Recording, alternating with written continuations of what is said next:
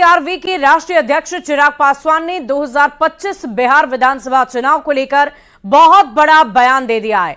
चिराग पासवान ने कहा है कि सीएम नीतीश के नेतृत्व में वे लोग विधानसभा का चुनाव लड़ेंगे। सीएम नीतीश के नेतृत्व से उन्हें कोई ऐतराज नहीं है।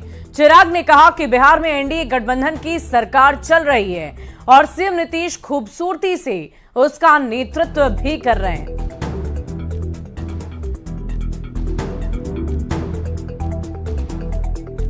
तो सीएम नीतीश के नेतृत्व से चिराग को ऐतराज नहीं है। ये यही चिराग पासवान हैं जो पहले मुख्यमंत्री नीतीश कुमार के कामों को लेकर सवाल खड़े किया करते थे, लेकिन अब देखिए चिराग पासवान की तरफ से इन बड़ी बातों का जिक्र किया गया है कि अगर नीतीश कुमार नेतृत्व करते हैं तो उन्हें ऐतराज नहीं।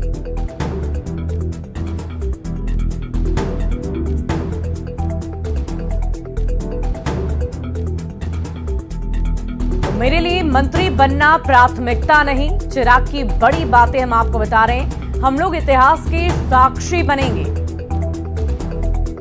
राष्ट्रीय अध्यक्ष और सांसद चिराग पासवान से। चिराग जी, आज प्रधानमंत्री नरेंद्र मोदी को एक बार फिर से एनडीए संसदीय दल का नेता चुना गया है। उसके बाद सरकार बनाने का जो समर्थन पत्र है आप लोगों ने दे दिया है, राष्ट्रपति को दावा पेश किया जा चुका है एनडीए की तरफ से। नहीं, बिल्कुल, और ये हम सब के लिए उत्साह की बात है। इसी लक्ष्य की ओर हम लोग सब मिलकर प्रयासरत भी थे कि मेरे प्रधानमंत्री तीसरी बार देश के प्रधानमंत्री बने। मेरे लिए तो स्वाभाविक सी बात है, बहुत ज्यादा खुशी का ये लम्हा है।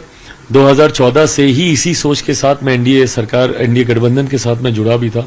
उस वक्त भी सपना यही था कि मेरे प्रधानमंत्री, जो उस वक्त प्रधानमंत्री पद के दावेदार थे 14 में, वो देश के प्रधानमंत्री बने और इस बार तीसरी बार वो प्रधानमंत्री बनकर एक नया इतिहास लिखने जा रहे हैं। हम सब के लिए सौभाग्य की बात है कि उस इतिहास के साक्षी, उसके गवाह हम लोग बनेंगे। मुझे लगता है देश में इन 70 सालों में महज दूसरी बार ऐसा हो रहा है कि कोई प्रधानमंत्री लगातार तीसरी बार प्रधानमंत्री पद की शपथ ले, और जो प्रचंड बहुमत एनडीए को मिला है ये अपने में हम लोग के मनोबल को बढ़ाने वाला है। ऐसे में वो शपथ लें और जो वादे उन्होंने किए थे उन्हीं के शब्दों में कि 10 साल तो ट्रेलर था, अभी कई और कार्य बाकी होने हैं। ये क्या कहता है, केमिस्ट्री क्या है मोदी और चिराग की? ये वही केमिस्ट्री है जिसका जिक्र मैंने हमेशा किया जब मुझे ताने भी दिए जाते थे कि आप क्यों प्रधानमंत्री के लिए इतने समर्पित हैं। हनुमान शब्द को तंज बनाकर हमेशा मेरे साथ इस्तेमाल किया जाता था। उस वक्त भी मैंने हमेशा इस रिश्ते का सम्मान किया। मेरे प्रधानमंत्री जी बहुत कम एक्सप्रेस करते हैं, बट गाहे बगाहे जब वो मुझे गले लगाते हैं, या जिस तरीके से मेरे संबोधन के बाद उन्होंने ना सिर्फ मुझे गले लगाया बल्कि बेटा कहकर बहुत बढ़िया बोले, ये भी उन्होंने कहा। तो ये छोटी छोटी बातें हैं, बट ये मेरे विश्वास को और गहराती हैं। मोदी जी के साथ मंत्रिमंडल में शामिल होंगे, शपथ ग्रहण जो होने जा रहा है संडे को, माना जाए चिराग पासवान भी साथ में। ऑनेस्टली मैं बोलूंगा, मेरी लिस्ट ऑफ प्रायोरिटीज में कहीं दूर दूर तक ये सारी बातें नहीं है। मंत्री बनना, कोई पद लेना, ये मेरे लिए कभी महत्वाकांक्षाओं में रहा ही नहीं। और मैं इसलिए भी बोलूंगा क्योंकि मैं एक ऐसे परिवार से आता हूं जहां उम्र भर मैंने ये सारी चीजें देखी हैं। ऐसे में मेरे लिए ये कोई बड़ी बातों में से नहीं है, बट हाँ मेरे लिए बड़ी बात यह है कि मेरे प्रधानमंत्री तीसरी बार प्रधानमंत्री बने, इस बात का उत्साह जरूर है। प्रधानमंत्री एनडीए की परिभाषा दे रहे हैं, न्यू इंडिया, डेवलपमेंट ओरिएंटेड, तमाम चीजें कह रहे हैं, लेकिन कांग्रेस की तरफ से परिभाषा दी जा रही है नायडू डिपेंडेंट अलायंस या नीतीश डिपेंडेंट अलायंस। अब इसी में ही स्पष्ट हो जाती है सोच दोनों गठबंधनों की, जहां एक तरफ एनडीए का गठबंधन है और दूसरी तरफ सो कॉल्ड इंडिया अलायंस है।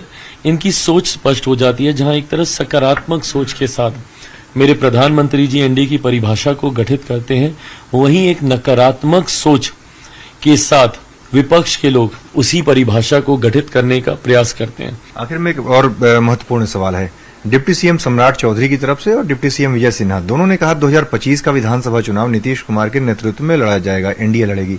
इस बयान से आप कितने सहमत हैं? और 2020 को अगर हमने ध्यान में देखा तो चिराग पासवान कितने सहज होंगे इससे?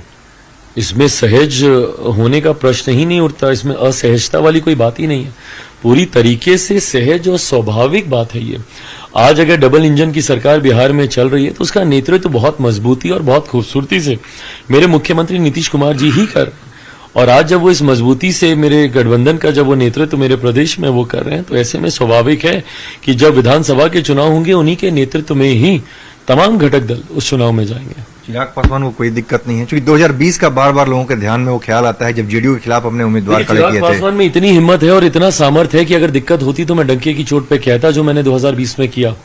पर अगर आप गठबंधन में हैं तो आप मन में कुछ और जुबान में कुछ रखेंगे तो आप गठबंधन का ही अहित करेंगे, और ये कतई गठबंधन धर्म की मर्यादा के साथ नहीं जाता।